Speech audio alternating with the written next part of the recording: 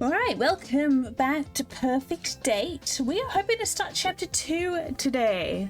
Last time we played, we romance McMurphy. So hopefully we have just as an inviting time, eventful, delightful, perfect time as we did last time. We'll see. I have not played past chapter 1, so this is now where I'm blind. Mind you, I was pretty much blind anyway because I totally forgot the game, but still managed to do the exact same thing anyway, so apparently I'm a creature of habit. But let's get into this. And I do apologize, I am in a wiggly mood again. Alright, let's do chapter 2.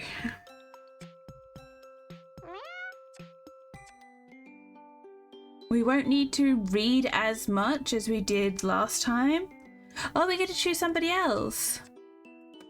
Call it Shades. I don't know what I was thinking, but I was attempting to think and it's gone. That's not what I was going to say. We won't need to read as much of the early stuff because we've already read through it, unless of course we get to meet first me. We'll see though.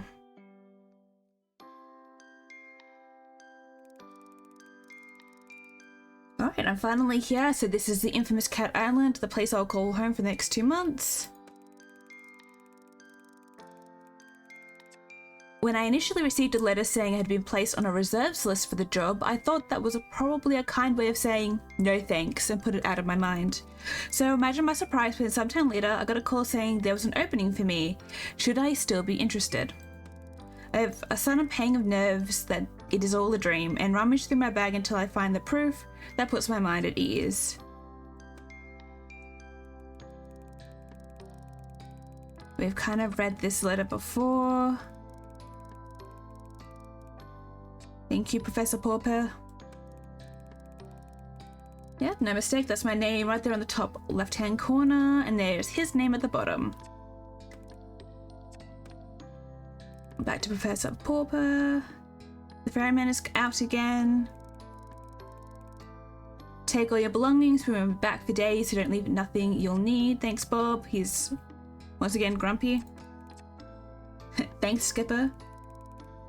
He totally ignores me, so I pick up my bags and disembark. I lost less eventful last time. A beefy looking man who I presume is island security is waiting for me on the jetty. Hello! ID card. Oh, of course. Hey, I didn't mess up this time with the shaking of the hand. I reached into my back pocket and showed the laminated card I was given on the mainland. Look at it! I look adorable. I think it's a month later.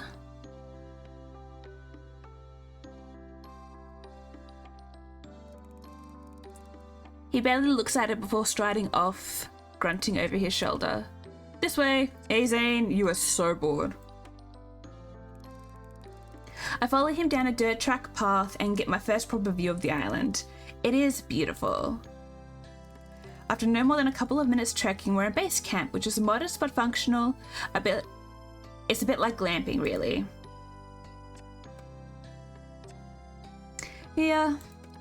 He stopped at the largest of the tents, indicating that I should go inside. As I enter, the professor looks up from his paperwork. Come in, you must be Shades. Delighted to have you on board. Thank you, sir. It's an honor to meet you.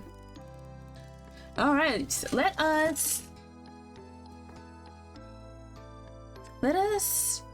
Well, McMurphy's already taken, so let's go for the whiskey.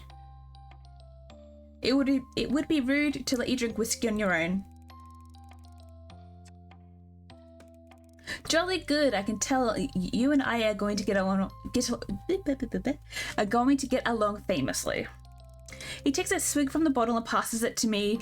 I try not to show off my self-consciousness and, big word, surreptitiously wipe the neck with my sleeve before taking a modest sip. I don't expect you to begin work until tomorrow, so I'll just give you your kit and some basic instructions and then leave you to relax for the rest of the evening. Thank you, sir. That sounds great. Oh, he's not going to introduce the cats to me already. Okay, so first things first, here's our basic kit. He goes over the pile of tools and equipment, explaining each of them in turn. It's all standard stuff until... And this is your catalogue. He holds up something that looks like that looks a lot like a mobile phone. A catalogue? Yes, it was initially designed to record and store data on the cats, but we've come a long way since then. There's even a chipping pen that comes with it to tag cats so we can keep a track of them. It is an extremely valuable piece of equipment, Shades, and cannot easily be replaced. So I need you to guard it with your life if needs be. Now that's how we became cat the first time. I think he's joking at first, but he looks so intense that I decided to take him seriously. Yes, sir, of course I will. Good, you'll get to know all of the functions as you go along, but for now I suggest we take a stroll out and see if we can't find a few cats that you can try it out on. Oh, no, it's very similar. So I spend the next hour scanning cats under the watchful eye of the professor. Not so similar.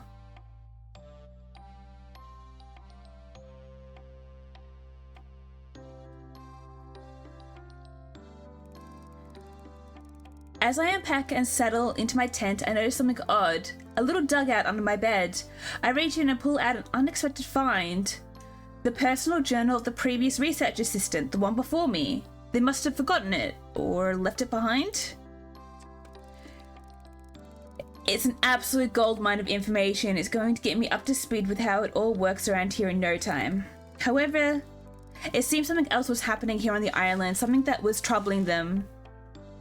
I get the feeling there's far more going on here than the professor would have me know, sorry.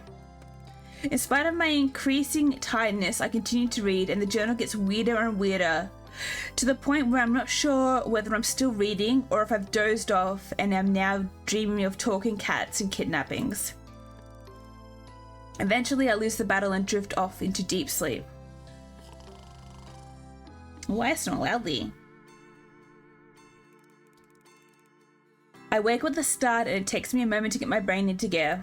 I can hear a scratching sound and the rustling of paper coming from the tent flap. It's a cat with something in its mouth.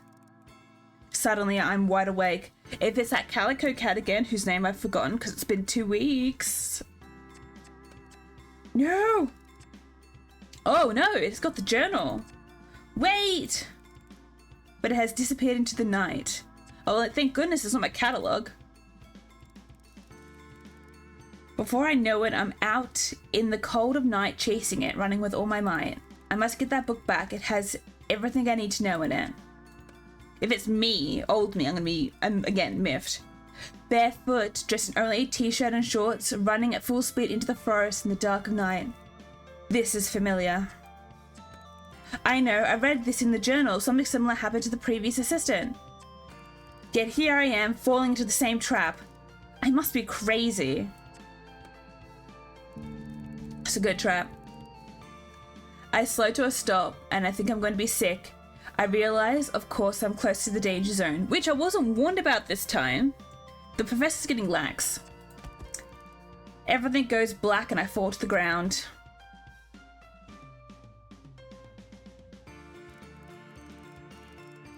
Hello, Faye. How are you doing? It is good to see you. I open my eyes. A calico cat, the one that I had scared yesterday, is standing in front of me. She drops the journal from my mouth. It was you again, you sneaky bugger. And I pass out.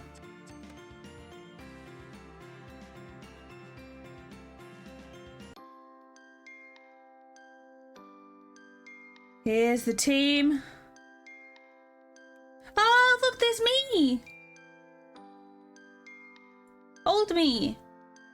Hello, I say, can you hear me? Are you okay? Damn you, Trixie. Here we go again. Kibbles. Move back a bit, let them breathe. Has it been bitten? The Sphinx cat is standing over me, staring as I open my eyes. Yes, definitely bitten. Look at its hand. I bring my hand up to my face, and through blurry vision I can make out several deep scratches and puncture marks. The cats watch me intently. Is this real? I read something in the journal about kidnapping. Catnapping! Yahaha! We're sorry, it was the only way. You stole the journal. God, why couldn't someone else but Trixie do it? You know, poor Trixie's getting the hate from both me and me. Oh, but I gave it back to you. But why did you take it? To lure you out here, sucker. There's no need for rudeness, Kibbles. My head has begun to clear, and I realize that if I can talk to these cats, not only is it all true, but it's already too late. I have the sickness. I'm down with it. We need to have a talk, human. No, we don't. I know what's going on here. I read all about it from your last victim. Oh. Now, Kara, it's not very nice. We prefer to think of you as our champion and friend. McMurphy, you silver-tongued Irish charmer. My reputation goes before me. Oh, I know who you all are from the journal, so let's cut to the chase here. We just did that, dummy. You know what I mean. What happens now? Keep reading the notes. That will tell you all we know so far. It's me! Hang on, who are you? You're not mentioned in the journal. You figure it out, it's not my problem anymore. Oh my god, I'm such a bitch. The new cat slinks off towards the forest area. Oh, don't worry about them, they're preoccupied elsewhere. Don't tell me I have kittens. Ooh. So what do you say, are you going to help us or not? I could say no, but I'm doomed right now. But achievement. I think I'll do my achievement hunting another time. We'll help the kitties. I suppose my fate is already sealed. I may as well do my best to help you sort this mess out. Spoken like a true champion. Screw off, McMurphy. Well, let's hope this one's better than the last one. I thought the last one was pretty good, actually. McMurphy, please, I'm right here. Unfortunately, they didn't get very far with discovering an antidote or what happened to our friends. My catalogue starts beeping. Oh, my alarm, I have to get to work. Go. And thanks from all of us. I want to flip them off. I feel like this version of me is like my darker side, so I'm just always grumpy. I should have gone for that achievement.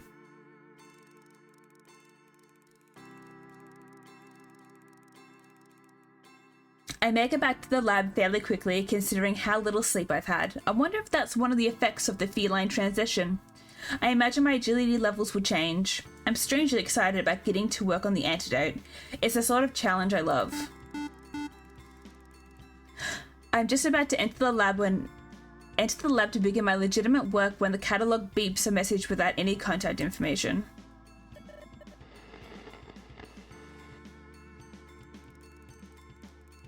Scary. I forgot about that. It said something about keeping things to oneself, I think. It was very quickly gone. Ominous. I don't have time to work this puzzle out right now, though I'm already going to be late for work if I don't get a move on.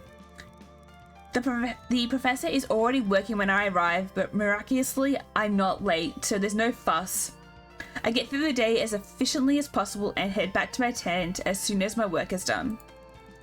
I want to get to grips with finding out all I can as soon as possible.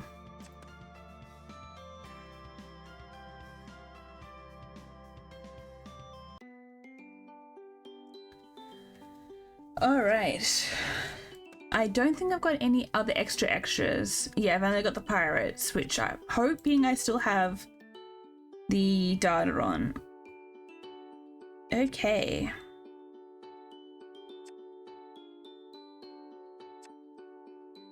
Let's romance. Oh, snooty butt or floofy butt. Sorry, snooty booty or floofy butt. I have a strange feeling that I probably am going to go for snooty booty because I feel terrible for ignoring her last time.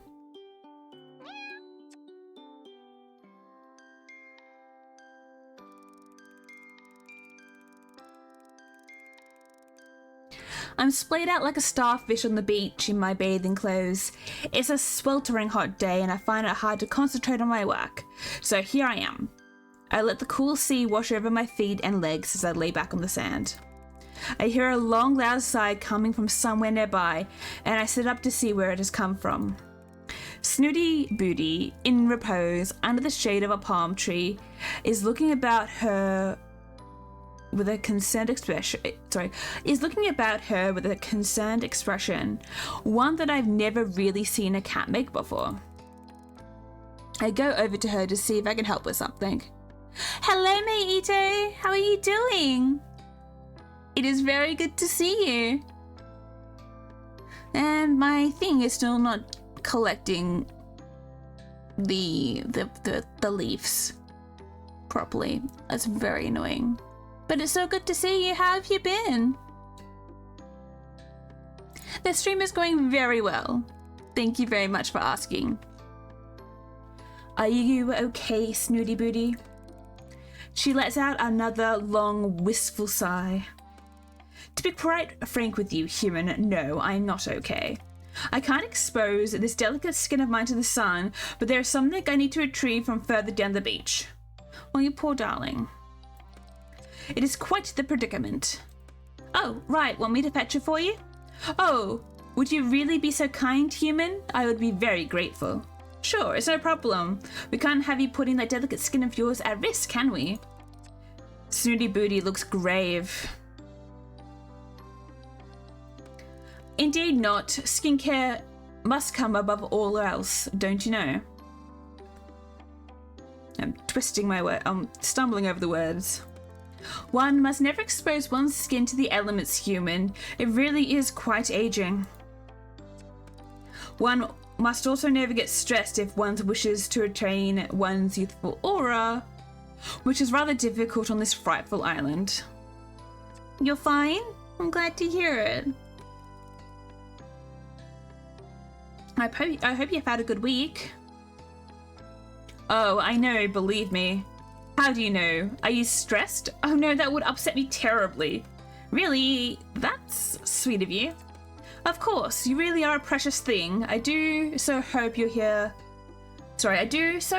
are finding your time here pleasant. Don't worry about me, Snooty Booty, I'm fine. Now, what was it you would like me to get for you? Oh, Meter, I'm really sorry. I can totally understand if you don't want to stick around. I apologize, and that's really hard. I'm sorry for your loss. What am I getting, Snooty Booty? Well, before I tell you, I must ask that you don't inform the others of the whereabouts of this particular item. It is very dear to me, you see, and one of the few luxuries I have all to myself. Of course, that's no problem. I can be discreet when I need to be. I do hope so, human. You see, along the beach just south of here, there's a tree which bears the ripest of coconuts all year round. It is quite splendid. The coconuts are always so sweet and creamy. Snooty Booty looks as if she is lost in a wonderful dream. It sounds lovely? It is. I like to drink coconut water as often as I can, as it is so good for the skin and waistline. But the less civilized denizens of the island keep knocking the coconuts down before they're fully matured. Fortunately, no one else seems to have discovered this particular tree yet. Oh, it's still hard though. And I do still apologize. I'm sorry to hear Meito. I'm sorry for messing up your name as well. Well, okay, Snooty Booty, I'll try and find some coconuts for you. I'll be back soon. You have my thanks, human. Big hugs for you. I'm sorry, wiggling. I have been walking a little longer than Snooty Booty led me to believe. I'm not sure if this is even the right tree. They look all the same to me. Although this one does seem to have more coconuts than the others. I decide to take a chance and bundle up as many as I can carry in my arms and haul them back to her ladyship.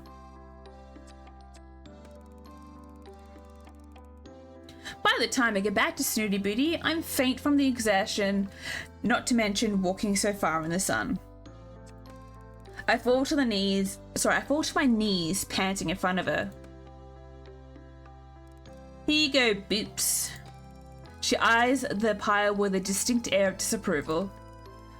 I only needed one coconut, human. Oh.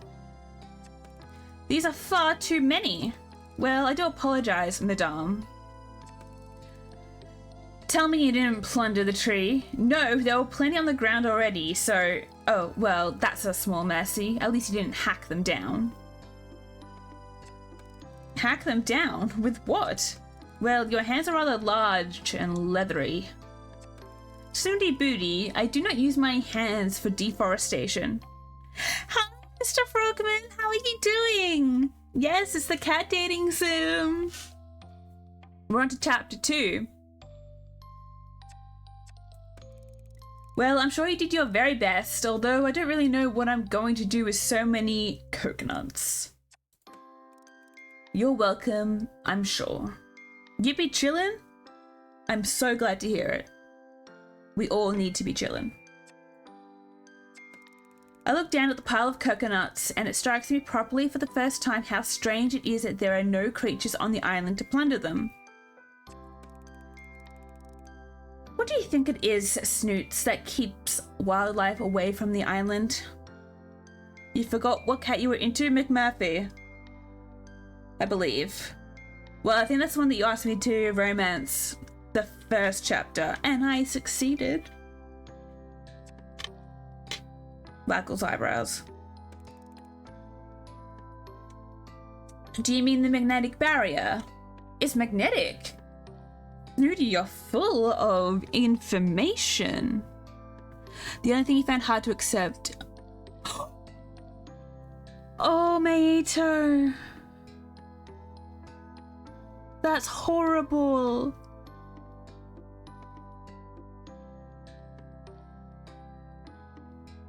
Oh, that's such big hugs. Back to the magnetic barrier before I sob. Magnetic barrier? Oh, do keep up, human. I thought you were meant to be a scientist. I realize she must be referring to the force field that surrounds the island. Now, be a dear and crack one open for me. With my enormous hands. You guys can't. I raised my hands as if you could see it. Well, you could try, I suppose. I'll push down the irritation that is slowly rising in me and smile politely. On second thoughts, I'll be right back with a screwdriver. A what? Snooty Booty looks horrified. It's a sharp metal tool that bores into things. What on earth do you need one of those for? So that I can make a hole to get the water out of the coconut? How else would you propose I do it? Well, look around you, dear. Look at nature's bounties. Bounties? Bounties. What about that? Snooty gestures with a limp paw at a shard of rock nearby. Oh, I'm becoming resourceful with my tools. I think she would have had a good life, Magneto. I successfully romanced McMurphy. Yeah, I did. Led me to some pirates, some treasure. It was cool. Snoots, how do you usually get the water out of the coconut when there isn't a human around? Well, the exuberant Kibbles simply loves to break things. Had you not noticed? It's one of the few reasons I tolerate him, don't you know? Far better than one of your scroll dribblers, don't you think? I reach over and pick up the rock. It does look like it could actually do the job. Okay, let's give it a try. Here it goes. Oh, you can hear me working. Holding the coconut in a palm leaf, I gently God, the English language, I'm failing it so badly. I gently tap the shell a few times with a stone before finally whacking it. It cracks open surprisingly easy, and the water drains into the leaf. There now, see how nature provides, human. Yup, again, you're welcome. Quite. I feel like it's going to be very interesting to romance this refined young lady. She gives me, like, the wedded aunt who's in an unhappy marriage, but like Edwardian wedded aunt who's in an unhappy marriage, and she's trying to help her niece who's just like debuted into the season to help find a husband. Yeah, this is the vibe that Snooty Booty is giving me. And now, you know what? I should have been male. I should have been male going after Snooty Booty, because then I could be the dashing, young, nouveau rich suitor who she tries to set up with their niece, but I end up sweeping her off her feet, and we have a sordid affair. But it's okay because her husband dies tragically, and she's able to then keep me as a boy toy.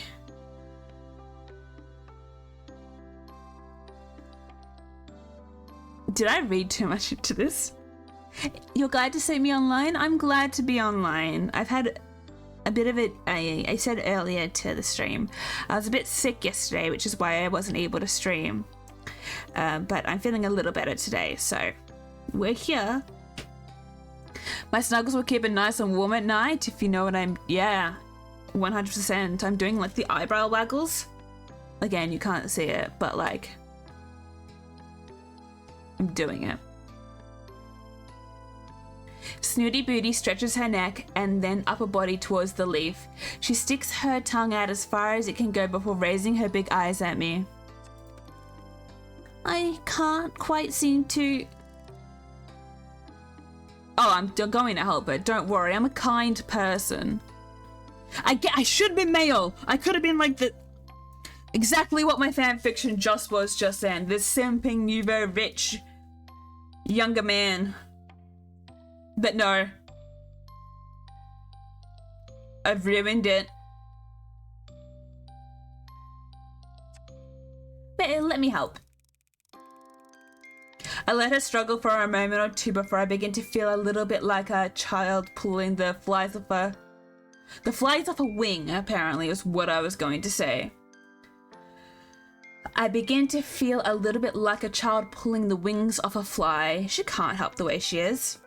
You seem to be struggling a little, Boots. Well, you've placed my libation slightly out of my reach. Oh, I'm sorry. Would you like me to help? Bring it a little closer, perhaps?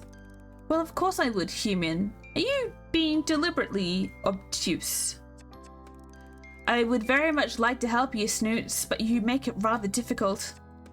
How? I don't understand. I've been perfectly clear in my instruction. You see, I'm under a spell. It's a very powerful one, which prevents me from following any instruction unless accompanied by some magic words.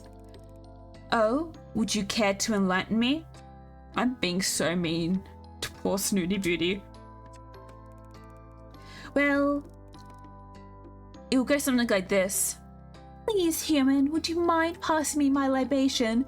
Thank you very much. There's a pause, during which I'm really not sure what Snooty Booty is thinking. Suddenly, the Sphinx erupts into peals of laughter. I seem to have forgotten my manners. Please do be so kind, human. I would be most obliged. Snoots is a little sassing one. Exactly. That's... oh. I should be charmed by the himbo of a nouveau rich suitor that I could be. Deep inside, I know I can do it. You need to go to bed early, Maito? Oh, you want to stay with me until midnight, but you're having some... Oh, no. Please go to sleep. Just saying hi is totally enough. And I would rather you have no headaches, because they can be quite debilitating. Sweetest dreams, my Mito. I'm glad to see you too. Now back to romancing the cat. Oh, go on then. I nudge the leaf closer to her and she delicately laps at it. I truly am indebted. Many thanks. That looks delicious. Mm-hmm. Snooty agrees without taking a break. You know, searching for those coconuts was thirsty work. I'm sure it was. She's still lapping at the water. I will, thank you, Mater. Oh, my throat's a bit scratchy, especially in this heat. Snooty Booty finally comes up for air. Quite. That's the beauty of the coconut, you see. So hydrating and most palatable too. You really ought to try it sometime. You know, actually, I find it really weird. I'm not a fan of coconut water. And I don't know why.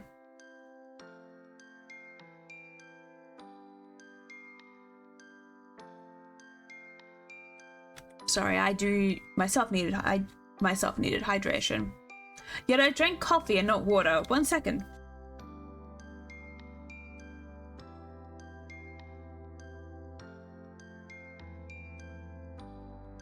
There we go. I had some actual water. Coconut water is extremely overrated. Not this cat, it's not.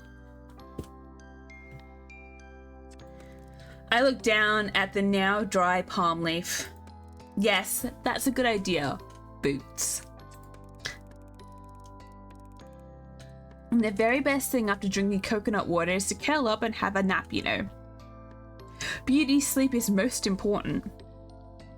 Did I bring back like incredibly large amount of coconuts? Maybe I could just use one of those. I'm sure she won't mind. Oh, is that so? Indeed, human. I suppose you have other things to do now? Yes, steal your coconuts. They are a lovely bunch after all. Is Snoots a big spoon or a little spoon? I don't know what type of spoon Snooty Booty is at the moment.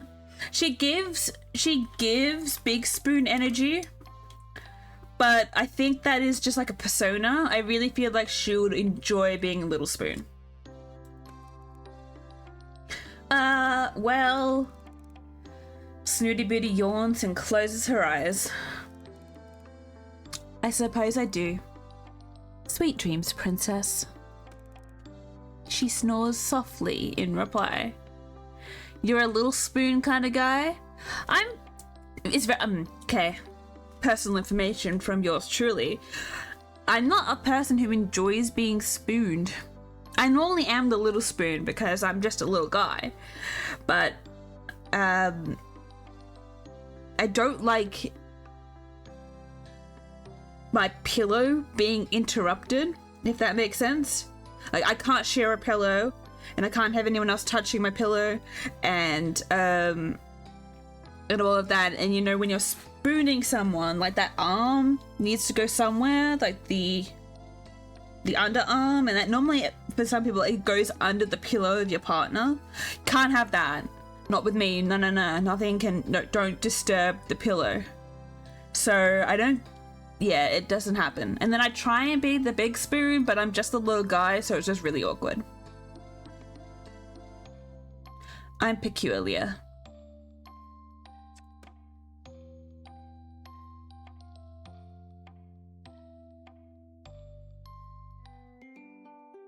Alright, we've romanced. Let's do some research. I've got my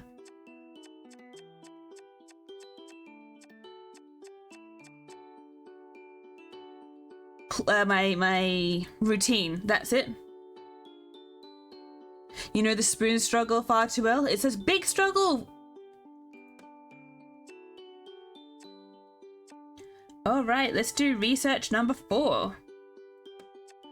Grooming cats. I never thought I would add feline hairstylist to my CV, but it looks like today is my lucky day. Yay!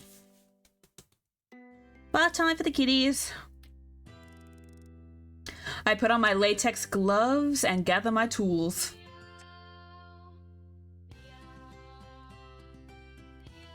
I didn't expect actual lyrics. I know it's just saying meow, but I didn't expect it. Brush, scissors, swabs, kitty wipes. I can't help but think I've forgotten something. Ah, of course! Treats. Yes. Yes, you need the churros. I leave the tent and head off to the lab, stopping to stroke a few of the island's residents on the way. Oh! Meow, meow, meow. I've become kitty-like. I call out to the lazing subjects as I enter the lab. Looky, looky, what have I got? I shake the bag of treats and the small lab erupts with hangry meows. It could be hangry, but it just says hungry. If you want these, you have to behave, okay? I open the first crate, home of the oh my gosh, the grouchy old Mr. Bumble, and I gently lift him onto the counter to be groomed. Morning, Grumpy. Let me check your ears. No debris. Oh, lovely. I have a feeling you may be discharged in the next day or two.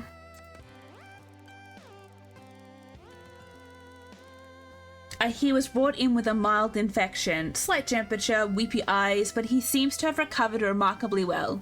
In fact, I'm going to recommend to Professor Purrfect that we release him by the end of the week. I give Mr. Bumble a cheeky cuddle before I begin to brush his matted fur. Wow, where does all this come from? There's enough fur here to make another cat. Mr. Bumble is beginning to get agitated and lets out a displeased grumble. I know, it's very annoying. Just got to trim you up a bit and then you can go back to sleep. He resignedly lets me cut some of the hair around his bum and the back of his hind legs. Aren't you a good boy? Here we go. Nom nom nom nom nom nom. I pour some of the little fish-shaped treats onto the counter, and the ragamuffin practically inhales them. Now let's get you back into your cozy crate. I tuck him away and open the next one. Your turn, Socks. Just a cut and colour, yeah? I snort at my own joke and begin brushing the little white cat. He's a lot more lively than old Bumble and keeps trying to bite the brush. Sounds like Delilah. Except she tends to swat the brush first. Hey, don't make me get the harness, Socks. That's no fun for either of us. The cat seems to understand and settles down, only giving the brush an occasional nip when he thinks I won't notice. It seems interesting that we can't talk to these cats, or they're not talking back to us. It feels like we can only talk to certain cats. Oh, hello, what is this? I notice a little red patch on his neck, just under his chin. Oh no, we don't have botflies, do we? Poor Socksy. I take the magnifying glass out of my inner pocket and examine the inflamed area closer. Ouch!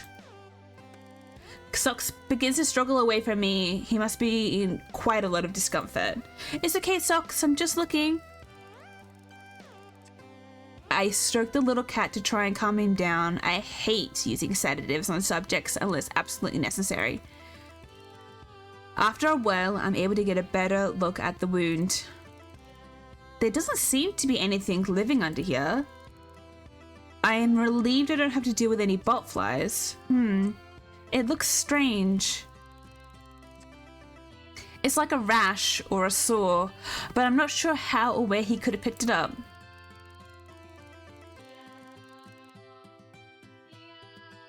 I'm wary about how to proceed. Should I just clean it with some saline solution and let the air get to it? Or should I put some of the professor's soothing cream 116 on it and wrap it in gauze? It's hard because we don't know what it is. I feel like it's a lot more serious than nothing. Maybe. But I don't want it to fester. And I don't know what the cream is.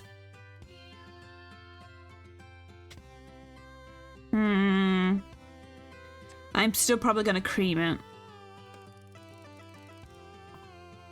Cream 116 is designed for conditions like this, so I suppose that's what I should use. As I approach, Socks arches his back and puffs up his fur. I'm surprised by his reaction. He's normally quite a brave little soldier. Maybe it stings? I dab a little of the cream onto my arm to see what the effect is. After a few minutes, I realize what a twit I'm being.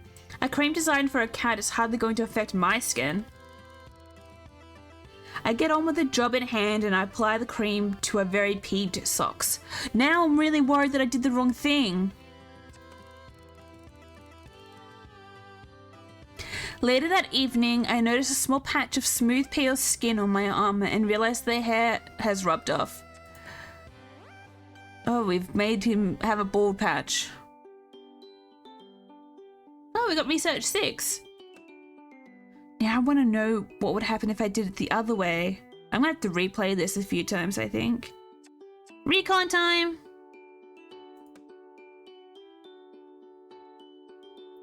Recon 7. Ooh, Snoots has brought me something intriguing. I better check it out.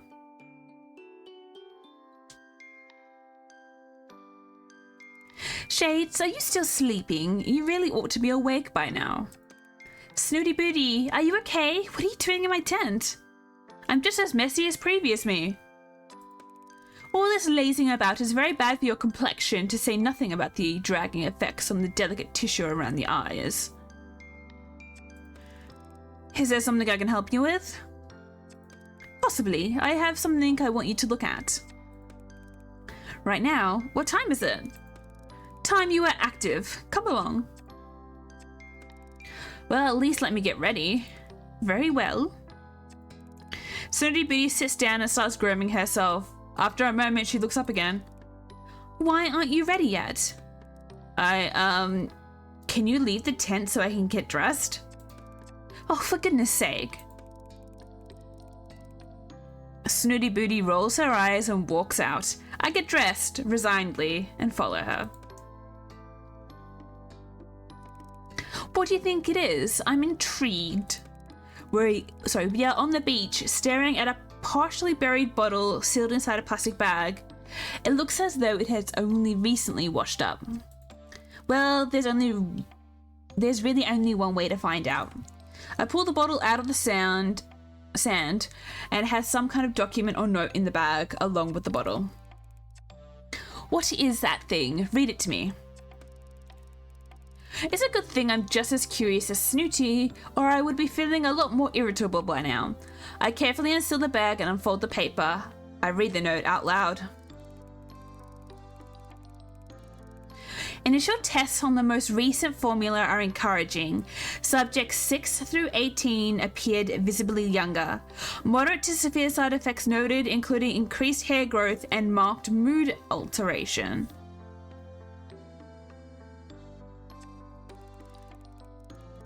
Subjects 1 through 5 had major complications, some new small tumors, skin irritation, partial blindness, and memory loss. We need you to look into this, check for contaminants, and continue to iterate on the formula. Appeared visibly younger? Snooty Booty, is that the most important thing you gathered from this report? Oh no! You're quite right, Shades. We ought not to trust it. That note could have been written by anyone. We shall conduct our own experiment. Apply the cream to my skin. Have you lost your mind, Snooty Booty? Did you not hear what I read out? Tumors, blindness, memory loss. Statistics bore me. You should know that by now. Let's live a little. I'm willing to take the risk in the name of science. No, we're not taking any risks. Snooty Booty, you wait here while I go and get my kit bag from the lab. Let's see if we can't work out what this stuff is made of. I was hoping that the lab would be free, but the professor is in here making some notes. Ah, hello Shades. I thought you were taking a day off from the lab today. Oh yes, I am, Professor. I just wanted to check something. I can't take the test equipment away without the professor getting suspicious. I have to come up with some kind of excuse. Make up an excuse. Well, I wanted to get ahead of some of the field work. There are some samples I found that I think could be useful. I pick up the field kit. Paul looks up from his work. Oh, what sort of samples? I have to make this believable, but also invite no other questions. The samples are fecal. Fecal? Yes, a large poo, sir. It has rather interesting properties. Jolly good. Off you go then. Poop works. Nailed it. I take the bag and leave.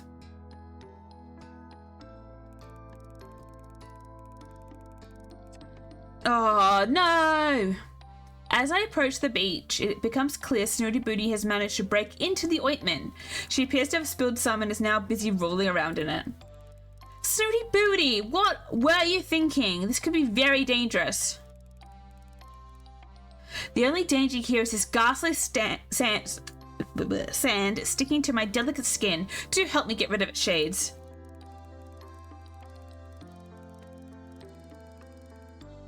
I tried to wipe the sand off, but it is stuck like glue. Underneath the layer of sand, I can see her skin is very pink. There's no time to lose. I pick her up and run to the ocean, trying to use the seawater to clean off as much of the ointment as I can. Put me down! What on earth? I've never been so humiliated in my life. She twists out of my grip and scampers off in a huff. I think I've got it all off, so I'll leave her to it. Now back to the samples. There's not much I can do here on the beach, so I just have to wait until Professor Purrfect has finished in the lab.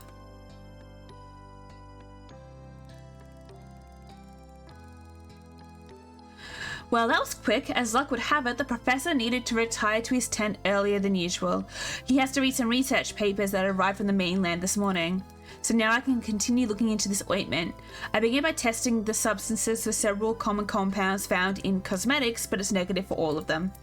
I widen the test to other organic compounds. I get a match. About 30% of the ointment is cat saliva?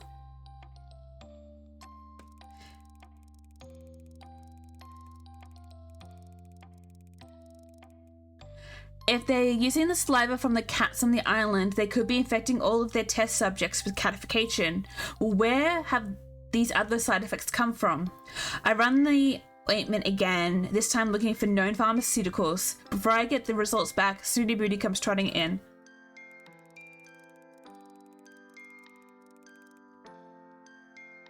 I just thought you should know that the security guard is coming this way. You should make yourself scarce before he arrives. Not that I care what happens to you after you threw me in the ocean.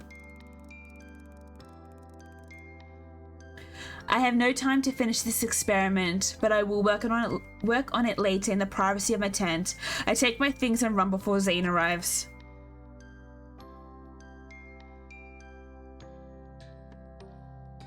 That better not be the cream that I used.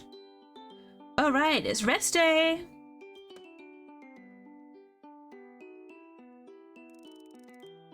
You have a lovely nap and wake up feeling revitalized. I don't know what that feels like. I want to though.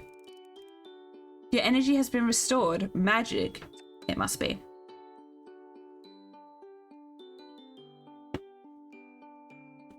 Alright, it's romance time!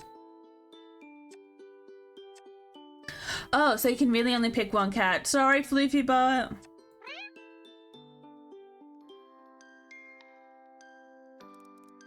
Snooty Booty. Snoots. I've been searching for the Sphinx for what feels like ages. For a cat that never seems to move, she is surprisingly difficult to find. I am answered eventually by an unintelligible murmur coming from the shade of a nearby tree. Of course, she's sleeping. Snooty Booty. I poke at her gently to try and rouse her. I have something for you. A gift, as it happens. Oh, human, it's you. Whatever are you doing up and about at this time? It's midday, it's midday, Boots. Snooty stares at me uncomprehendingly. I have an hour for lunch and I came to spend it with you. But if it's not a convenient time, I can always find something else to do. Wait, you mentioned a gift? Well, yes, I suppose. I had the idea of when we were drinking, well, when you were drinking some of the coconut I fetched for you the other day. I took some of the remaining coconuts over to the lab and cooked up some coconut oil. Snooty Booty opens her mouth wide. I sit awkwardly, staring at her, unsure what exactly she's doing. Well, I'm ready to break my fast, human. It's hard sometimes to know whether to laugh or spit with this spoiled feline. No, Boots, this isn't for eating. You mentioned how good drinking coconut water is for you, so I thought you might like some coconut oil to rub into your skin to keep it moisturized and youthful? Aren't you terribly clever? I can't help but blush. Snooty Booty rarely compliments anyone, so I feel honored. You may begin. Snooty Booty lolls onto her back, exposing her plump pink tummy to me. Oh, you want me to rub it in for you? Snooty Booty simply smiles in response. Well, a please wouldn't go amiss. Yes, well, I didn't want to make a fuss, but I would prefer it if you asked first. I sigh. There's not much point in arguing with Miss Princess Snooty Booty. I don't think she actually means to be rude. Sometimes she just doesn't seem to understand how to talk to people as equals. I don't have the energy to deal with it today, but I make a note of that at some point. And she and I are going to have a little chat about etiquette. Please, may I rub this coconut oil into your skin? Yes, you may. I pour some of the pungent liquid into the palm of my hand and rub it together with the other. I have no idea what I'm doing, as I've never massaged anyone before, but I work along the lines of putting on sunscreen on a friend. As I touch the warm, loose skin on Snooty's primordial pouch, I'm struck by how delicate she really is, and I try to be as gentle as possible. Is that okay? You're very skillful with your hands, human. Yeah, wouldn't you like to know? Sorry. Okay. I do wish I had those thumb things. They seem so useful. They are quite handy, to be honest, but paws are cool too. Snooty Booty lazily inspects one of her paws. Do I pause next, will you? Snooty's skin is reacting well to the treatment and has become shiny and pliant. I see the good it's doing. I move on to massage her paws, but I move on to massage her paws, but I am quite taken aback by the length of her claws. Oh my, Boots, your claws are really quite long. Don't you use a scratch post or anything? What? You know, something abrasive to file them on. Whatever for? Well, it's part of being a cat. Really? It stops them catching on things? Snooty Booty is peering at me with one judgmental eye open. Caught on what exactly? Oh, I don't know, Snoots. Don't worry about it. I'm sure it's fine. No. Do go on. I'm intrigued. You seem to be implying that there is a degree of neglect in my grooming. No, I'm most certainly am not. You are by far the most highly groomed cat I have ever seen. In fact, you are the perfect example of a sphinx. I'm a what sphinx? She's trying to get me to say perfect again. It's hard to keep my face straight. Absolutely perfect, Snoots. And you're an expert? Well, I wouldn't call myself that, but I've been reading up on Sphinx cats, and you have all the characteristics of a pedigree. It's very sweet of you to say so. Remind me, what would those be?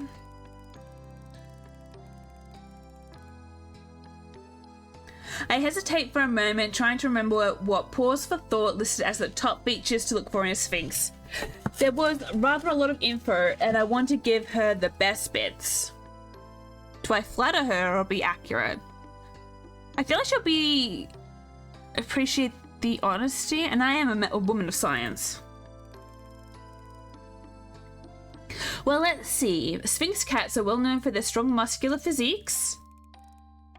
Snooty Booty stares silently. She's obviously engrossed, so I continue. Which is counterbalanced by their little pop bellies. She shifts a little, stretching out her torso. And you are of the opinion that I fit this description. Perfectly. I noticed how cute your pot was when I was messaging you. I am struggling so bad. I'm going to have some water.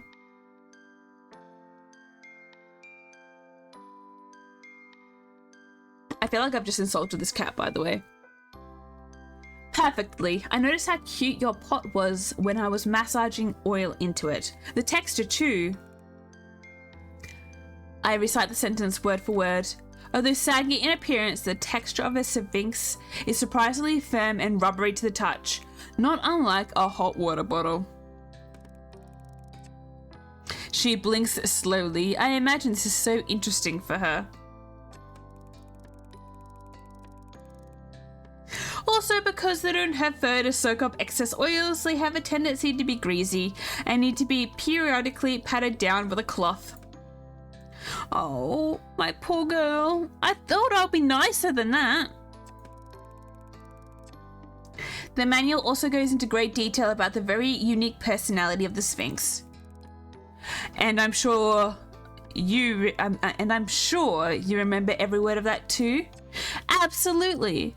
They're incredibly antisocial with other domesticated animals, yet extremely affectionate, even needy with humans, demanding attention at all times. Oh, that's just ridiculous. Yeah, I know, the affectionate part was a bit wide off the mark, but otherwise it's spot on. Oh yeah, I almost forgot. It said they grow patches of downy fur in the colder months. Is that true? You may stop now. Okay. Her mood seems to have worsened. You okay, Snoots? Actually, I'm rather concerned for my overgrown claws. Huh? Well, there is little I can do about being a pot-bellied hot water bottle, but I can at least keep my paws neat. I have obviously hurt her feelings. Maybe the descriptions weren't that flattering now that I think about it. I should have been nice. Maybe I could help with that. Go on. How about I give you a manicure? Well, it can't hurt, I suppose. Tomorrow then. I'll be here on my lunch break. You know, Snoots, you are the most beautiful, aristocratic cat on this island. Well, the competition is hardly what one would call worthy. Oh, I don't know. The elders can be quite fetching in the right light. In spite of all her efforts to hide it, I catch the glimmer of a smile before she curls up to sleep. Saved it.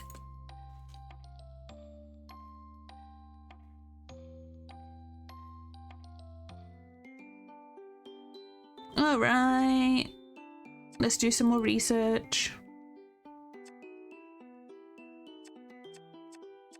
Research 6. It's time for some serious testing in the labs. I'm intrigued to see what kind of work the professor has up his sleeve.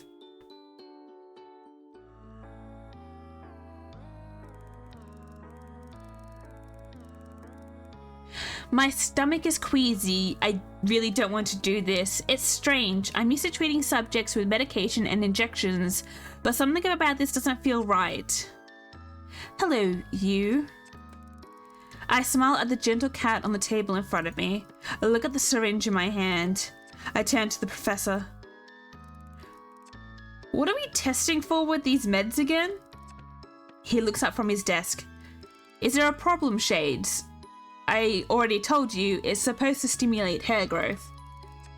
Why do we need to stimulate hair growth? Why indeed?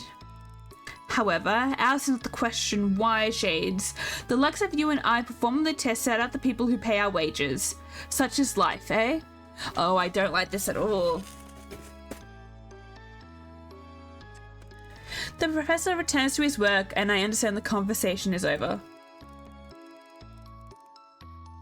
I look back at the little cat. His name is Smokey. He is a Likeway cat. He's like the little werewolf cat, so very cute, with very short, fine hair. A real sweetie. I suppose the professor is right. This is just my job, and although I feel terrible, I find a way to ignore the pangs of guilt and inject Smokey with the medication. He squeals, but it is over quickly, and he can return to his cage. How long does this usually take? The professor looks up again, slightly irritated. I don't know, Shays, but you've been paid to find that out, aren't you? But you're being paid to find that out, aren't you, my dear? Oh yes, of course. I make a note of the time and observe the cat. After 5 minutes, there's no noticeable change. 10 minutes, still no change. After half an hour, I think I notice his hair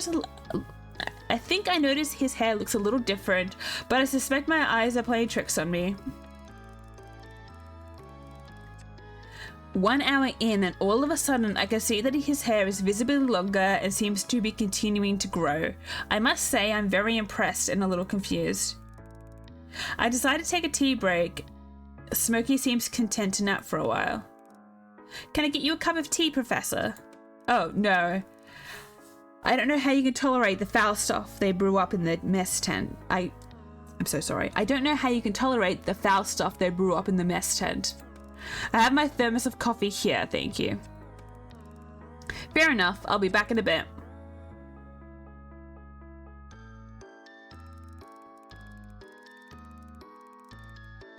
I've only been gone for 10 minutes at the most, but as I enter with my mug of tea, I instantly notice the drama taking place in Smokey's cage. I find it hard to stifle a laugh. Oh my goodness, Professor, have you seen this? The professor looks up, exasperated by another interruption, but then he notices the cage. Oh dear, well don't just stand there, Shades, get him out. I open the front of the cage and pull out the large hair ball that Smokey has turned into. His fur tumbles over my arm as I cradle the bewildered cat. Well, I never. Very interesting, isn't it, Shades? I think it's still growing, Professor. I do believe you're right. Perhaps we should consider the clippers. The professor hands me a small set of silver electric clippers, and I immediately begin to use them on the ever-expanding Smokey. I continue to shave for the next 15 minutes until he finally seems to have run out of fur. My, that's a lot of hair! Who both stand staring at the pile of fur at our feet. Just keep a small amount for testing and put the rest of it out the back. Mora can dispose of it later. Mora? Mrs. Marigold. Excellent work today, Shades. Most interesting findings. Thank you, sir. Although the results had nothing to do with me, I'm left feeling a tad guilty about Smokey's ordeal. As I place him back in his cage, I check for any signs of trauma, and when satisfied he's okay, I awkwardly take my leave. I definitely don't like that. We've got Research 9!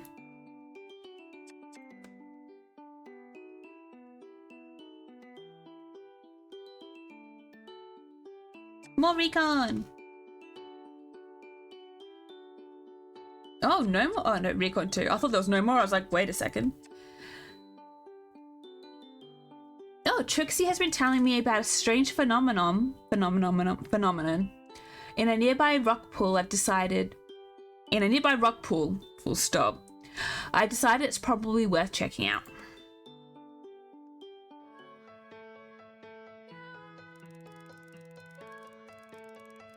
I've taken some time off today so that Trixie can show me the water pool she's been telling me about. I have some sample bottles in my backpack along with some food and a blanket. If it's nice, we can have a picnic lunch there. So these pools appear to be different colours? They don't appear to be Humi, they are. Oh, I didn't realise I got a nickname. Well, we can't prove that until we've tested them. Reflection, refraction, and dispersion can play some fancy tricks to the eye. Pooh to your testing. You take all the magic away, science person, and makes your world very dull, I think. Maybe you're right, Trixie. Let's wait and see what wonders you're going to show me, eh? That's right, this way. She disappeared from sight and I run to the cliffside where she was walking and look over the edge. I can see that she's jumped to a small rock shelf about 4 meters down from where I am stood. Come on, you can do it. Don't be a fraidy cat. I'm more concerned about how I will get back up again, actually. There are kind of steps further along, but this way's closer to the entrance. Not wanting to appear too much of a killjoy, I clamber over the edge and lower myself down, dropping the last few feet. Impressive, you're getting a feeling spring in your step. If you say so. I'm worried I may have twisted my ankle, but I don't want to say anything. Follow me, Springy. You'd love giving nicknames. She's disappeared again. It's like keeping up with a jackrabbit. Follow my voice. Sorry, and suddenly an alarming sound is coming from between 2 rock faces. It's high-pitched, screeching, and very loud. I squeeze through the crevice and am in what looks like a cave without a ceiling. Trix, stop! The sound is so amplified in this enclosure, it has become deafening. Sorry, Humie, but it feels so good. Have a try. What? Yell, shout, scream, sing at the top of your voice, loud as you can. Oh, really? I feel subconscious, but I'm dying to have a go. You only live once, and it's so fabulous. She makes the noise again, and this time I join in. It's fantastic. The acoustics are something else. It's like an amphitheater. Eventually, we run out of steam and I flop onto the ground, exhausted but exhilarated too. After we have caught our breath, I'm ready to push onwards. We better get on if we don't want to be back too late. We're here. Oh. I'm surprised. I was expecting something more impressive, I suppose. You don't think this is impressive? Look at all the pretty colors. This is the place? I look around and for the first time I notice several small pools of water, not much larger than puddles, around the edges of the enclosure. Oh, I see. I bend down next to the nearest pool and see straight away that it is the deepest red. It looks like blood. Look at mine, like liquid sky. Across to the opposite side where Trixie is sitting, and sure enough, there is the clearest, richest blue water. And melted emeralds. And again, I follow her to find another pool as green as spring foliage. Then another of the deepest purple, one of orange, yellow, pink. Well, it certainly is as amazing. I am so sorry. Well, it certainly is as amazing as you said, Trix. How strange that they are all so different. What is causing it? Has to be a trick of the light. Put your hand in. Well, I'm not sure that's a good idea. There could be any number of bacteria making this happen. Best not to touch the water until we're sure it's safe. I've done it lots. It's fine. I glance over and sure enough, she has her furry little paws in the golden colored water. What a sentence. Somewhat reassured,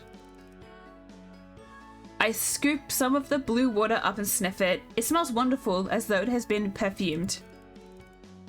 What is that smell? It's weirdly familiar.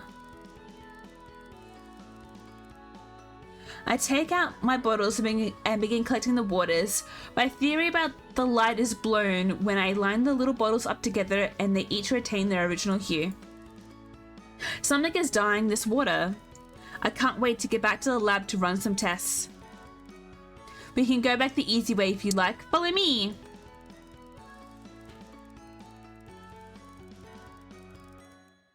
We head back along the rock shelf and go past the spot we jumped down on the way here.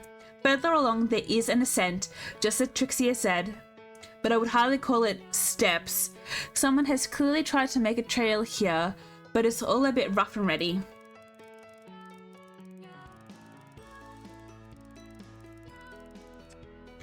Further along still, I can make out a large empty metal drum. It's rusted, obviously discarded some time ago.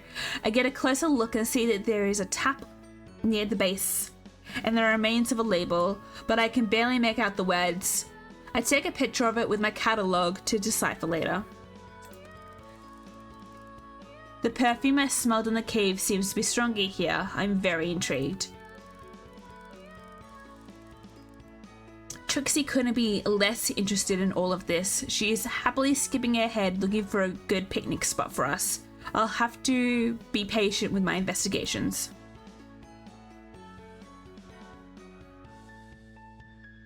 There we go. Another rest day. I'm in class at my university. The tutor is late and we're all sitting waiting. I turn to my friend who sits behind me to make a joke about the tutor's car breaking down, but my friend isn't there. Instead, there is a giant cat. It looks like an elder. It bares its teeth at me and lets out a menacing low growl. Just as I'm about to scream, the tutor arrives, but it's Professor Purrfect. Oh gosh, I'm having something happen here. You look like you've seen a ghost, Shades. I'm trying to answer back, to tell him to look behind me, but the words won't come out. I'm rigid with fear. Can't move, can't speak, can't scream. Everyone else is acting like things are normal. Can't they see it? Oh, did I take drugs? I force myself to turn again to look at the terrifying cat, but it's not there. Just an ordinary domesticated cat, and everyone is laughing at me. Now I see everyone from the island. The Marigolds, Joe, Bob, Zane, Purrfect, all pointing and laughing. I jump out of my seat to leave, and I'm in bed, in my tent, sat bolt upright. I shouldn't have eaten cheese so close to bedtime. Lies, cheese is so good.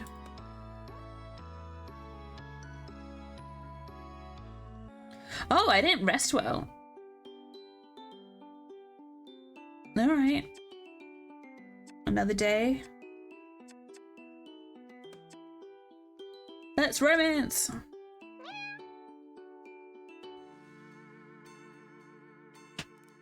Hey Snits, fancy seeing you here. Really, but this is my spot, human. I'm often to be found here. I let it go because I'm so excited about what I bought. Pick a hand. I hold my fist out in front of Snooty Booty. Oh, a game. How merry. She stretches out her paw in the direction of my left hand. Ta-da! I open it to reveal a piece of coarse stone that I cut up in the lab. Oh, what a lovely rock you have there. It's coarse stone. I thought it could work well as a nail file. What a clever thing you are. That's not even the best bit. Look. I open the other fist to reveal my fantastic find. Oh my, what is that thing? It's nail polish. I found it in the lab. I have no idea who it could belong to, and honestly, I don't like to think too much about it, but I figured I could borrow it for one short hour without anyone missing it.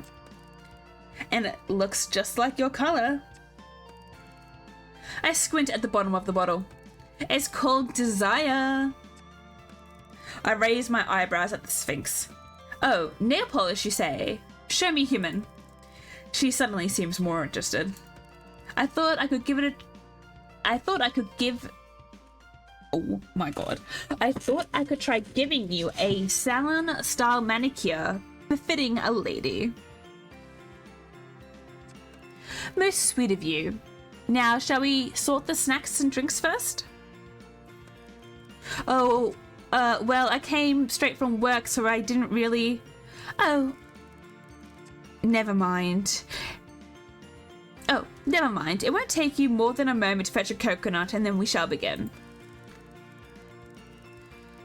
I can't believe I'm actually doing her bidding. You have to hand it to her. That air of entitlement certainly gets her what she wants. I'm back quickly and out of breath. Within minutes, we settle into our session. Tell me if this feels at all uncomfortable, Snoots. I've never done this before, so guidance would be most helpful.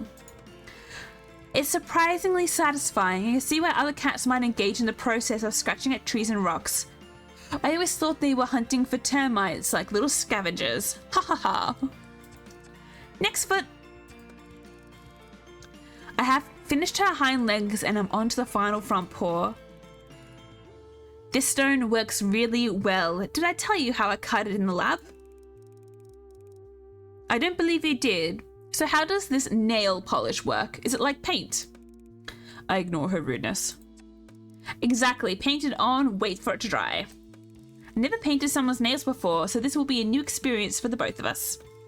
I open the bottle and make the first stroke. Try to keep as still as possible. I think you'll find I'm statuesque in my stillness. Your hand is less so. I know, sorry, your nails are just so tiny. I'm trying to colour within the lines. What lines? Never mind, it's a human thing, I guess. I'm not sure I care for the smell of this nail polish. Really? I quite like it. Reminds me of pear drops.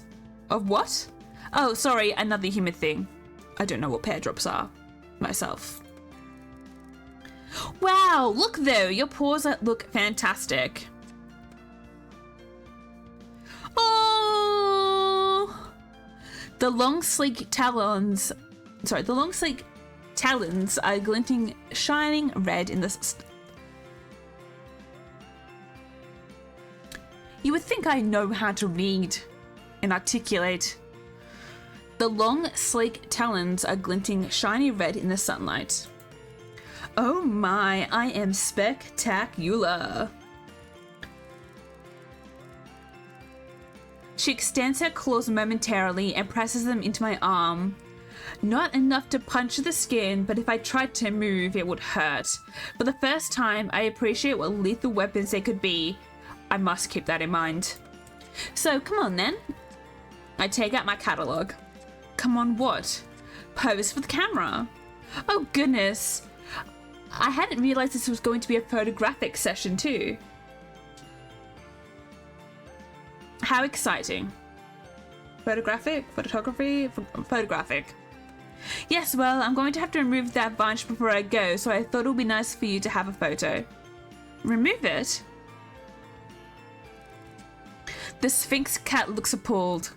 Whatever for? Oh, Snoots, I'm sorry, didn't I say?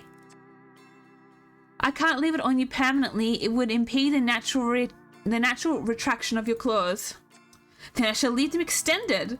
You can't do that. Her expression darkens. I beg your pardon. I thought for a moment I heard you tell me what I can't do. Surely I was mistaken. Oh. No, I want this date to go well.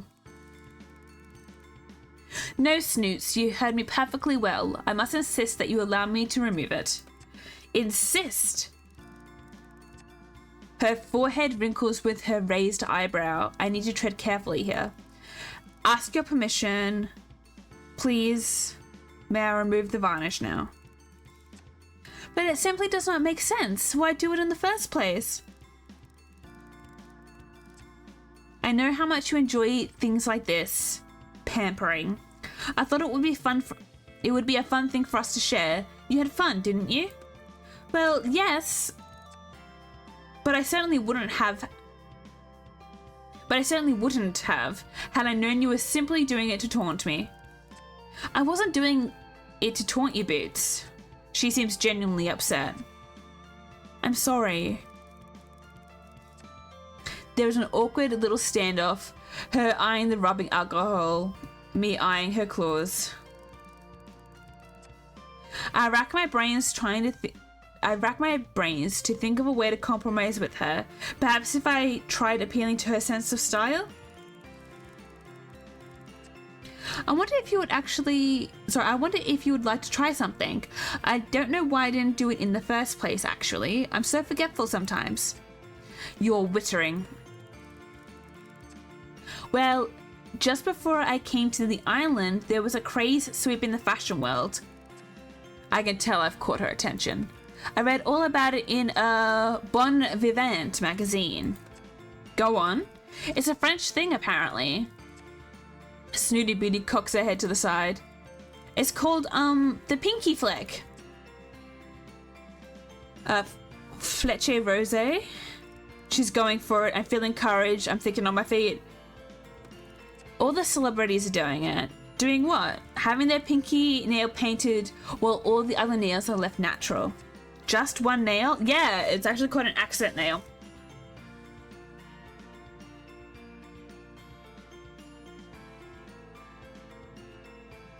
Actually, a lot of the time, it's all the nails are painted one color, and your ring fingers on both hands, generally it's that one, that's the accent nail, and they normally paint it a different color or do like little designs and things, but you know, it could be this. She looks intrigued.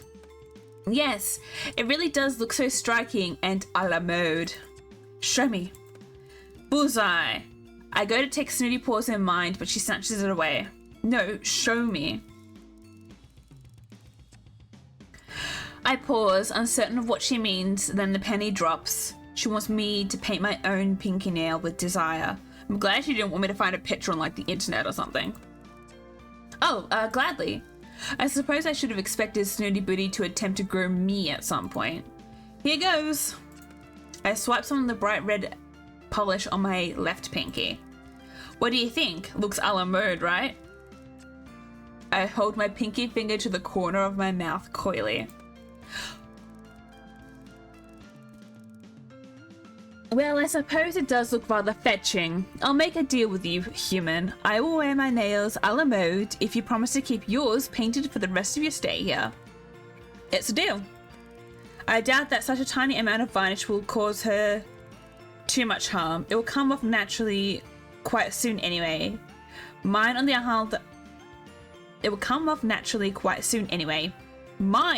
hand, is going to be more permanent. I can't wait to explain this to Professor Pauper. Oh, we did our nails. We were spotty. Research time. Nope. Recon time.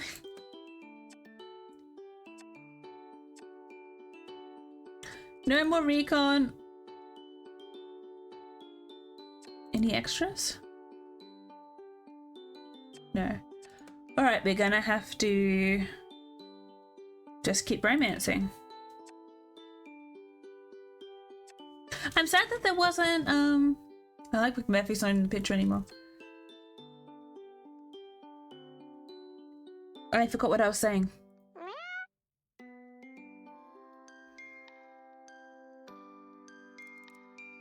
Be a dear, would you?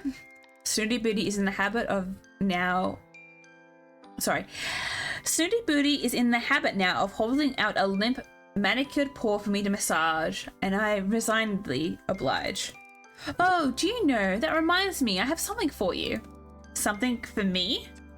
Oh, look at that, with your mouth agape. Do close it, you'll embarrass us both. I'm sorry, I just didn't expect you would ever think of me when I'm not with you. Ha, you do make me laugh, human. Oh my, are you serious? Well, I'll have you know that I think of you a great deal. You're my most faithful subject, don't you know? Now, if you want your gift, carry me further down the beach. I'll show you where I hid it. Cradling the hairless cat like a baby, I stroll barefoot along the beach. Snooty Booty directs me with a wave of her paw every now and then. After a while, she loudly commands that I stop and put her down. Here. Snooty says with her regular level of enthusiasm, pointing a perfectly filed claw at a mound of sand. I buried it. I suppose you want me to dig it up then, Boots? Ha, you always know what to say to make me laugh, human. It's quite a talent, I tell you. With a sigh, I start digging.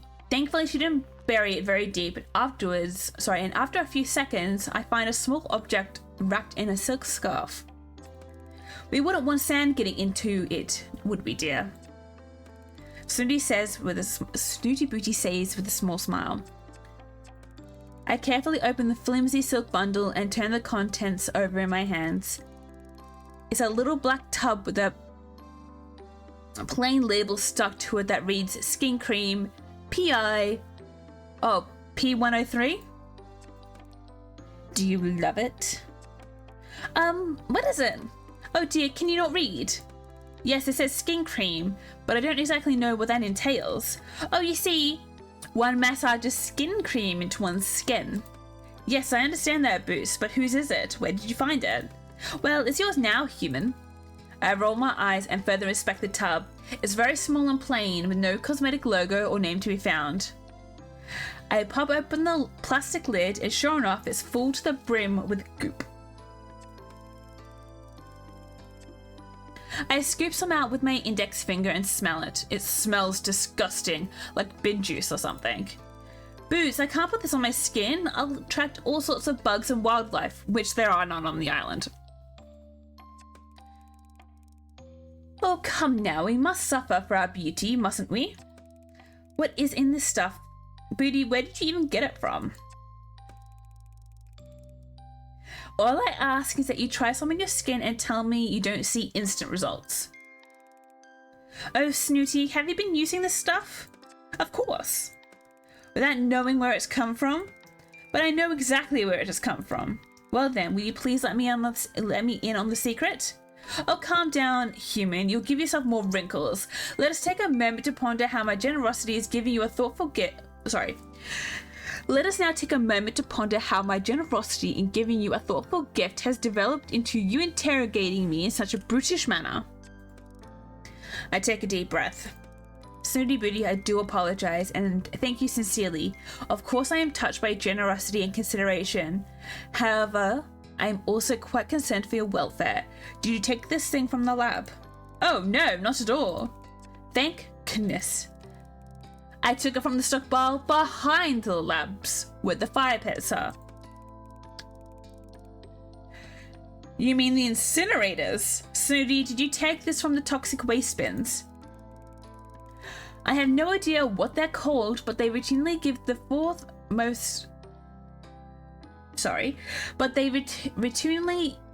routinely give forth the most incredible produce.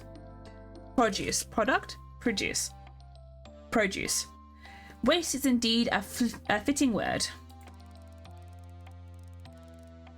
I think you'll find toxic is a subjective word in that title, Snoots. The contents of those bins are meant to be banned. But why are they burning skin cream? I further scrutinize the tub and conclude that it really is some kind of beauty product. This makes no sense. Actually, Princess, this is a fantastic present, and I'm going to take it right now for further examination. Thank you so much for this. Well, finally, a little gratitude. I am very grateful. Well, you can report back to me with how splendid you look after a few applications. I will. Oh, I will. One thing though, Snooty, just to be clear, have you been using this? I have. Please don't throw me in the water again. Oh, sorry, and no problems? As you can see, human, my skin is as smooth and clear as porcelain. Yes, so why incinerate it? Speak up, human, you're mumbling. Nothing, Snooty, I just need your word that you won't use any more products that you find near the lab again, okay?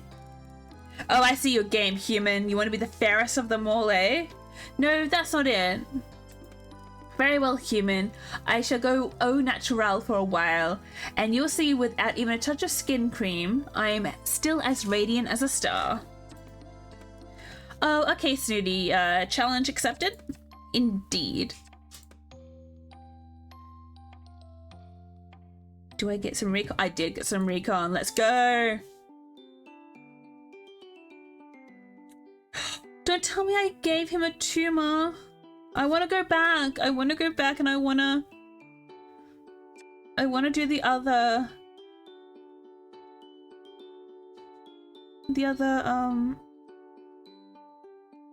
the saline solution.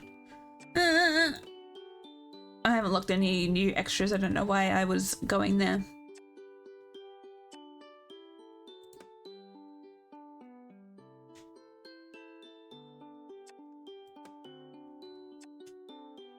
I'm worried about the skin cream Snooty found. I'd feel a lot better if I took some time to analyze it.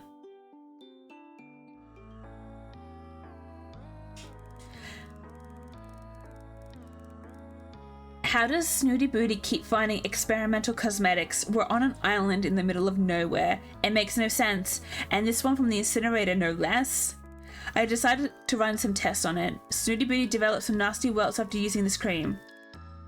I want to see what it's made from. I have a feeling this is not something the professor would want me to be poking around in, so I've come to the lab at night to make sure I don't get any unwanted attention. I'm quickly able to identify a number of common natural skincare ingredients like shea butter and chamomile, but there are some other components that I can't immediately identify. I checked for cat saliva, maybe we're looking at the same kind of product as the snuff Snooty Booty found washed up on the beach, but no match. I run the sample through the database of organic compounds to see if there are other matches. As I suspected, this cream uses some cat-based ingredients. This time it looks like cat urine is being used. I had better not share that little discovery with Snooty Booty. I decided to check for any clues out by the incinerators. Maybe I can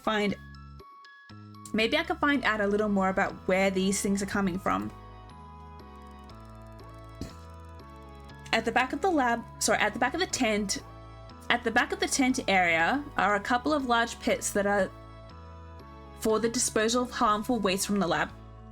There is nothing incinerating right now, so I can dig around a little in the smoldering ashes. I tentatively remove the debris about with a stick. So far, it seems just to be soot and cinders, no clues.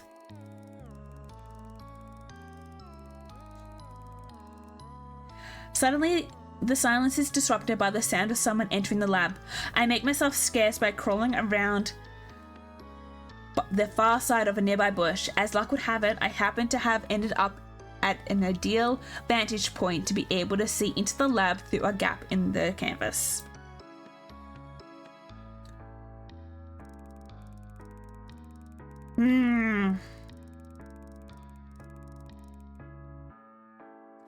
Two men enter with a large crate. I recognize them as the ferryman and his son. Professor Purrfect is with them. He directs them to place the crate on the worktop. The professor reaches in and brings out a small tub that looks identical to the one that Snooty Booty found. My guess is that this is the next batch in for testing. Oh, no worries, Mr. Frogman. Thank you so much for hanging out today. Sleep well. Hope to see you again soon. And do charge your phone.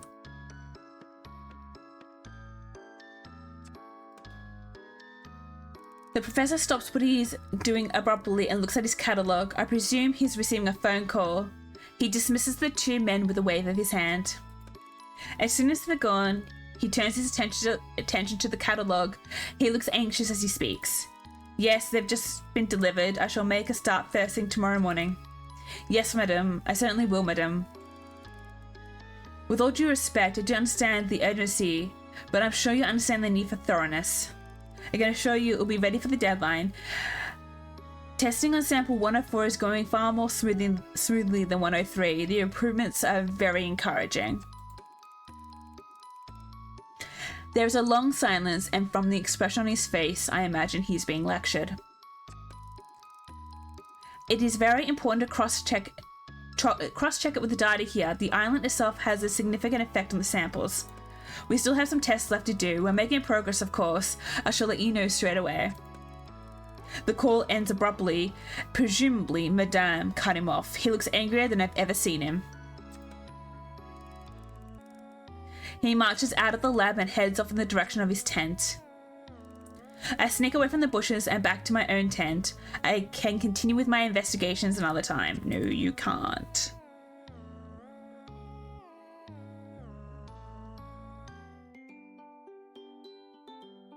All right, rest time. We've got one more date with Miss Snooty, and we'll see. We'll see if we scored. I scored well, or if I need to replay chapter 2 again.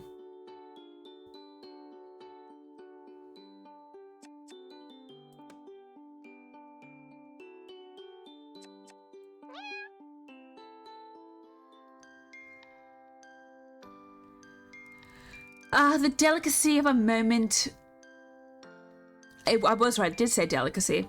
It's sometimes only matched by the beauty of the moonlight's reflection on the sea. Snooty Booty turns her big shining silver eyes up to meet mine. Human, I have lived a long life, and only the first of 9, don't you know? It has been much of the same, for as far back as my fragile memory reaches. Seeing the moon reflected on the sea would once mean only that I had stayed awake too long, and that I shall see I shall see that same shade of grey reflected in the circles under my eyes next day.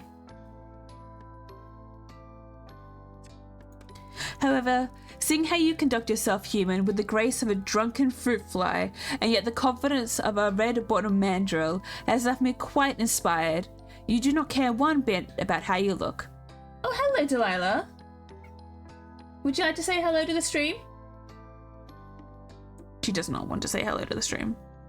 No, she's off again. Bye, sweetie. Thanks for saying hi. I subtly tried to comb my hair with my fingers as Snooty Booty turns her attention back to the moon.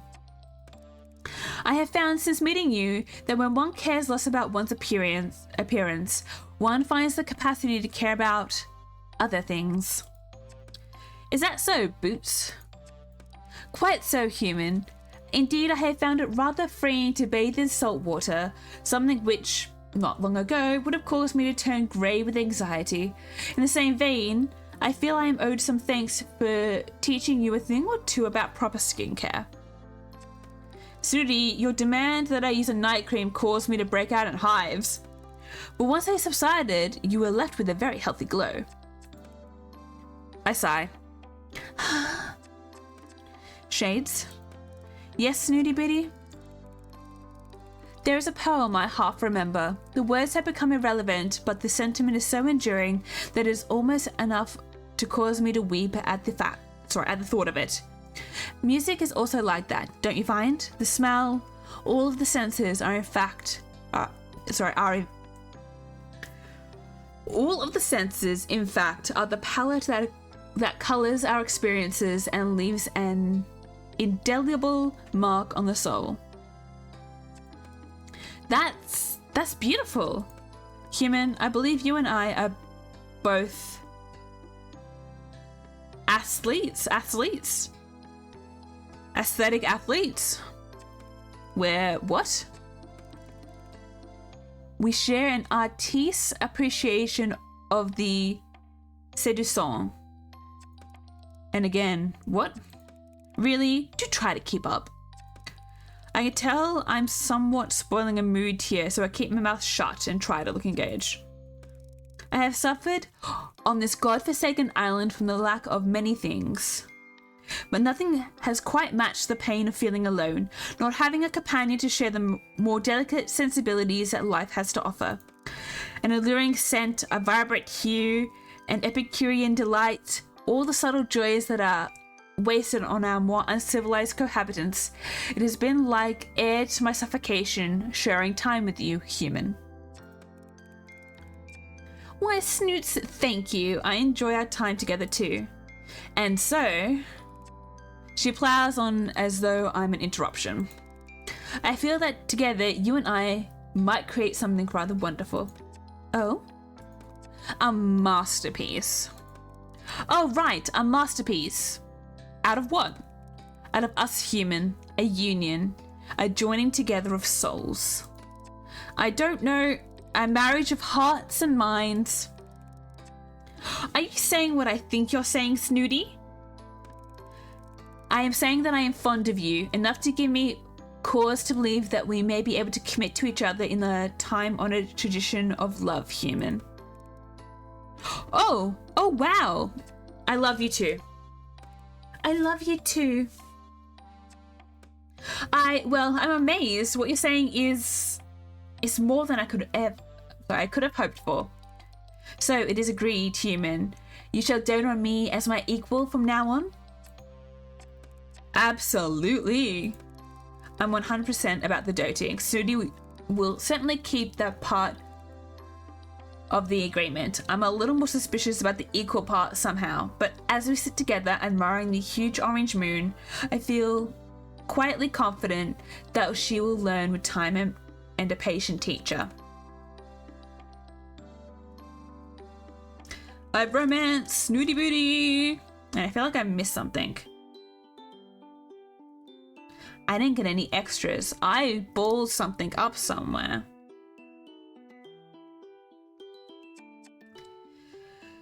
Well, there's not much else I can do. Because I didn't get here. I got the pirates, but I didn't get anything extra here. Drat. Alright, let's research.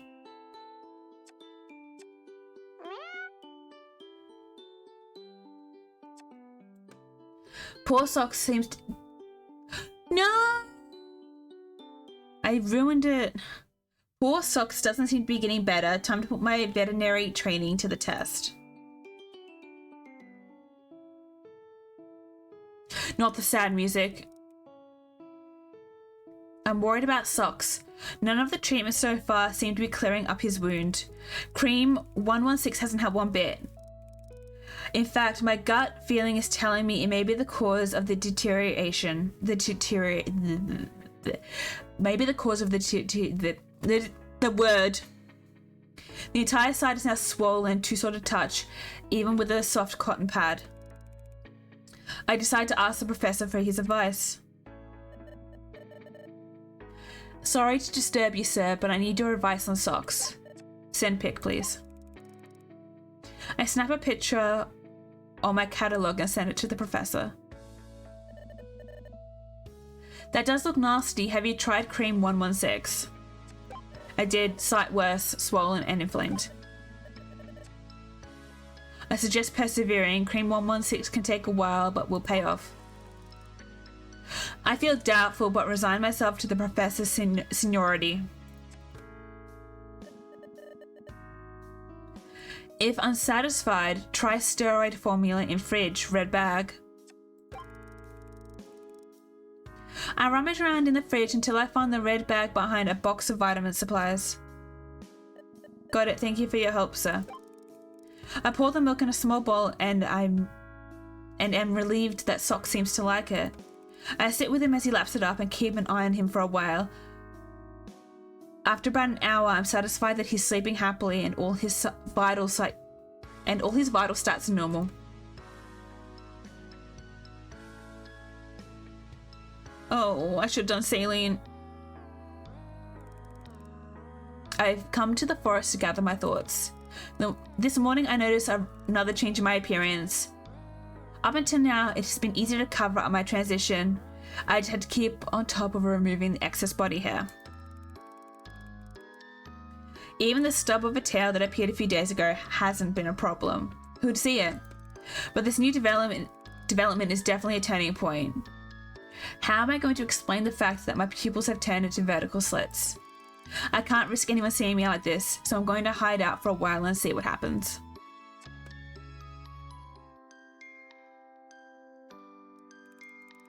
Here, spread it here. The shade is perfect. She's indicating a small spot on the sand beneath a large palm tree for our midday nap. I begin to spread the old blanket. I've been dragging it behind me. It's the one I used to have on my bunk when I lived in a tent. That memories begin to fade a little around the edges.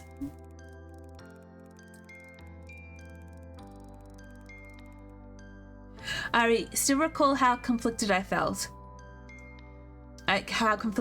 Though. I knew I wanted to be with Snooty, but I had a strong urge to keep working on the antidote. Eventually, the decision was made for me. I found it too difficult to remember things in the lab. I kept making mistakes. Then, I just sort of allowed myself to sink into my transition. It was quite gentle, and the reward was worth any problems. Oh, look, I'm a cute little white cat. Yes, this bit of shade is perfect, just like you, but really, Snoots, I don't know why you need this old thing. The sand is so soft and warm. Also, it creeps me out a bit. It reminds me. For goodness sake, Shades, you've been a cat for 5 minutes and you already know what's best for us? May I remind you that you have fur to protect your skin, but mine is exposed and far more delicate. I suppress a giggle. Yes, of course, my love, you have the skin like the wings of a butterfly. Yes, and I had no idea why that amuses you so. I'm just happy. You make me happy. Well, you could make me very happy right now. Name it, there's nothing I wouldn't do for you. You really ought to be more mindful of those rash declarations. I mean it, just name it, anything. Well, fortunately, I have a very kind and humble nature, so I shan't take advantage of your simplicity. All I want is that you fan me with a palm leaf. I look around until I find one I can comfortably curl my tail around. This isn't nearly as easy as it used to be, but practice makes perfect, my dear. We settle down in the peace and quiet of the afternoon, me gently wafting the palm leaf over a snoozing Snoots. How much more blissful could life be? I'm half tempted to warn the new research assistant to just throw in the towel from the start and join us, but I suppose they have their own journeys and I'm so glad I found mine.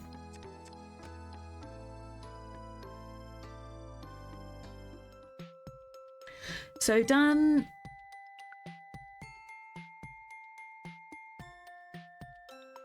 Two days. I didn't do a, I missed on one successful date with the nails, I'm going to believe.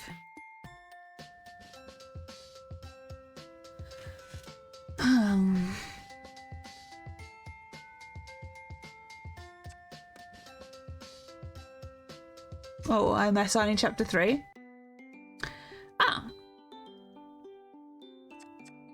Let's go with this lad. He can be of.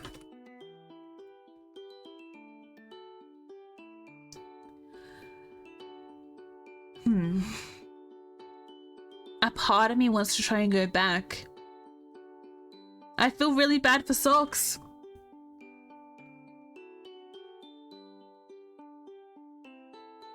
I really do. Maybe we should... I was thinking of actually stopping, actually. But maybe we should do another chapter. I think I might leave this lovely lady for last. We'll see. Alright, let's go.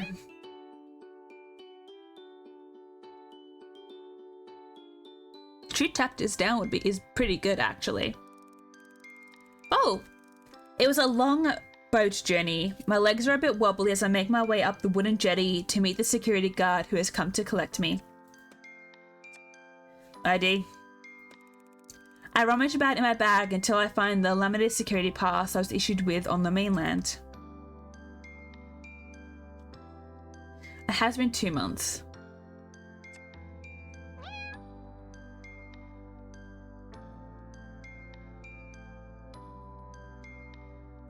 Come on then, follow me. I have to walk at quite a pace to keep up with him. He's not the social type, so we trek along in silence until we're in camp and outside a large tent. He's waiting for you in there. Poor Zane, he's probably just like, what the fuck is going on? Glad to have you on board, Ov. Shall we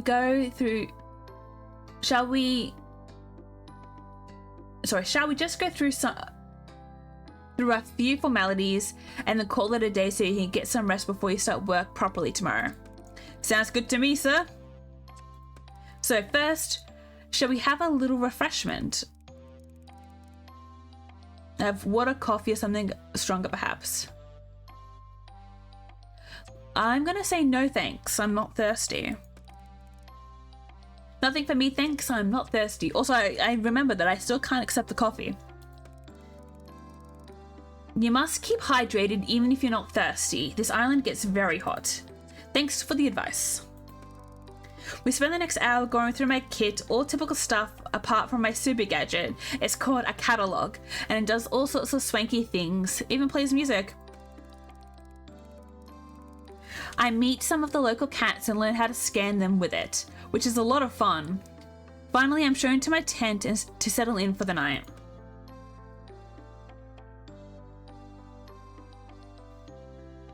I'm blasting through these save points. While I'm unpacking, I find something very interesting under my bed. It's the personal journal of the previous research assistant, the one before me. As I read, I begin to discover there was a lot more going on here than I was told about. It's hard to believe this stuff is true. Maybe the last researcher was prone to flights of fancy. Still, it makes great bedtime story material, and I stay up reading until my eyelids begin to close. In spite of my best efforts to read to the end, I drift into a deep sleep. All of us snore very loudly. I wake up with a start. I can hear the rustling of paper coming from the tent flap. It's a cat with something in its mouth. It has the journal. Wait! But has run off into the night. Trixie, my dear, if it's you again, you poor thing. I'm chasing the cat at full speed into the forest. I must get that book back. It has everything I need to know in it. This is deja vu. Like, kind of. I start to feel woozy and I realize too late that I've strayed into the danger zone. I'm going to be sick. I close my eyes tight and drop to my knees.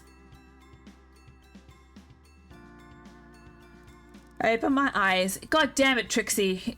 A calico cat is standing in front of me. It drops the journal from its mouth. And I pass out.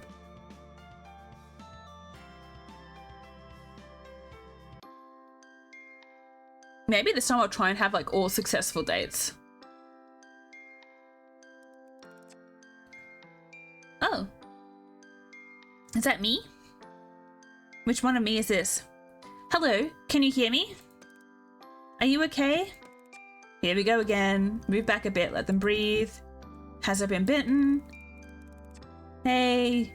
The Sphinx cat is standing over me, staring as I open my eyes. Yes, definitely bitten. Look at its hand. The scratches and puncture marks. Is this real? I saw something in the journal about kidnapping. Catnapping. Nyahaha. We're sorry, it was the only way. Not only is if my head has begun to clear and I realize that if I can talk to these cats, not only is it all true, but it's already too late. We have the sickness. I'm not going to make the same joke again. We need to have the talk. No, we don't. I know what's going on. I've got the sickness. That's why I can hear you. Well done. You really did read it. Oh, where's other me? Most of it, yes. So I wasn't entirely wasting my time. Hang on, you figured it out. It's not my problem anymore. Oh, and then she disappears too. Oh, don't worry about them. They're preoccupied elsewhere. Maybe let's not help them.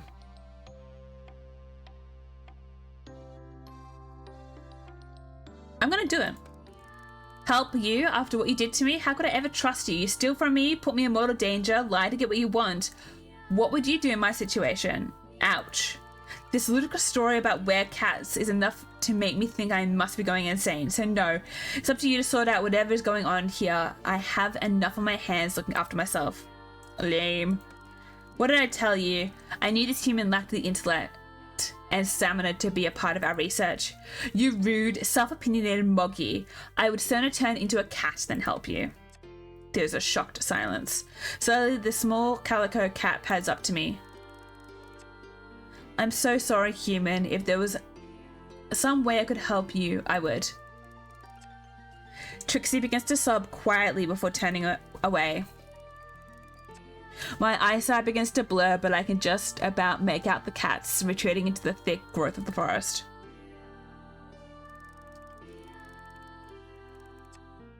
Despite becoming more and more tired and foggy, I somehow make my way back to the research area, and that's it really. I did plenty of work over the next few weeks on Cat Island, but I can't remember much of it. Time seems to have slipped by without my noticing. I'm sure I did lots of good and interesting work here on the island, but I just can't recall any of it, only vague memories. At the end of the day, I'm really not that bothered. It all feels a bit like a distant dream to me now. I stretch out in the sand, enjoying the midday sun on my fur, lazily licking my paws clean of the scraps left over from my morning feed. Meow. Oh, look how cute I am.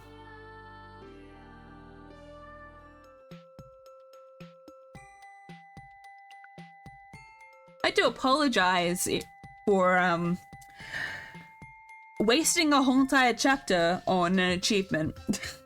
I was just curious, and I feel like now that I've ruined it. So what I'll do is I'll go through, play everything that I've done, the first 2 chapters, exactly how I did them previously, despite my insane curiosity to look at the other options.